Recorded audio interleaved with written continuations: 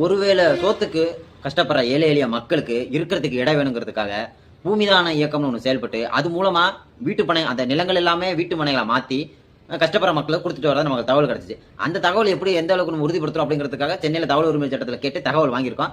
யார் யாருக்கெல்லாம் இந்த பூமிதான இயக்கத்திலிருந்து நிலம் கிடைக்கும், என்ன தகுதி வேணும், யார்கிட்ட விண்ணப்பிக்கணும், எப்படி வாங்கணுங்கிற விவரத்தை இந்த வீடியோல சொல்றேன். பயனுள்ளவங்க இது தெரிஞ்சுக்கிட்டு அடுத்து நீங்க உங்களுக்கான வாழ்வாதாரத்தை உயர்த்தி.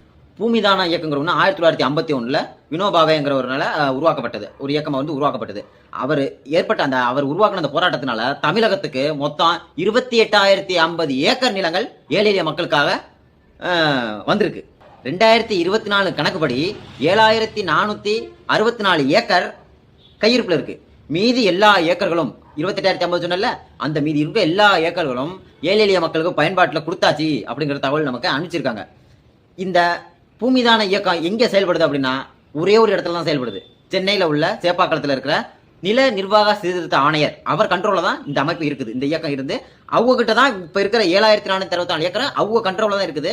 நமக்கு இடம் வேணும், நமக்கிட்ட என்ன சோர்ஸ் வேணும் அப்படிங்கறது என்னென்ன வேணுங்கிறத இந்த வீடியோல பார்த்தோம்னா, இந்த பூமிதான இயக்கத்திலிருந்து சில நிபந்தனைகள் கொடுக்குறாங்க. இதெல்லாம் நீங்க கட்டாயம் செயல்பட்டு ஆகணும் அப்படிங்கிறது சில நிபந்தனைகள் கொடுக்குறாங்க.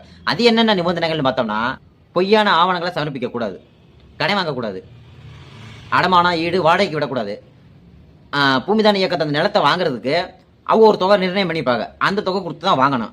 அந்த தொகையை ஒரே நாளில் கொடுக்க, ஒரே நேரத்தில் கொடுக்க வேண்டியதில்லை, தவணை முறையில் கொடுக்கலாம்.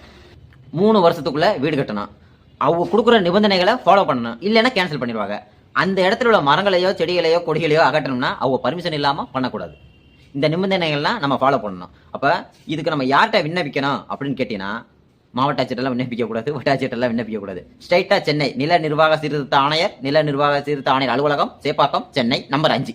இந்த அட்ரஸுக்கு நீங்க என்னென்ன இது வரைக்கும் நீங்க கஷ்டத்தை பற்றீங்களோ அதெல்லாம் தொகுத்து எழுதி ஏதாச்சும் எவிடன்ஸ் ஏதாச்சும் ஆவணங்கள் இருந்துச்சுன்னா அதையும் வச்சு அனுப்பிச்சுட்டினா அவங்க பரிசீலனை பண்ணி மாவட்ட ஆட்சியருக்கு உத்தரவு போடுவாங்க. மாவட்ட ஆட்சியர் வட்டாட்சியருக்கு மாற்றி அனுப்பாங்க. வட்டாட்சியர் கலாய்வு பண்ணி உங்களுக்கு கொடுக்கலாமா என்னன்னு முடிவெடுத்து இதை பரிசீலனை பண்ணி உங்களுக்கு கொடுக்க வாய்ப்பு இருக்குது. நான் வாங்கின தகவலை இதில் நான் அட்டாச் பண்ணி விட்றேன், எடுத்து பார்த்துக்கோங்க. பாய்.